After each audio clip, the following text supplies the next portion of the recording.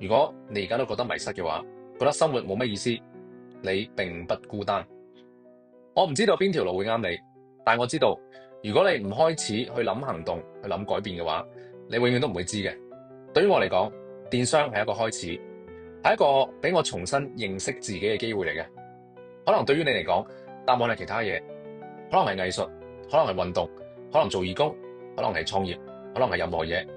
最重要嘅係你要俾自己時間同埋機會去試。我而家嘅人生唔係完美嘅，但係最少係我自己選擇嘅。呢個對於我嚟講係已經就係好有意義嘅事情。如果你都想分享你嘅諗法，可以喺下邊留言俾我聽下你哋嘅故事。記得 like 同埋 subscribe，我會繼續分享我嘅電商旅程。下次見。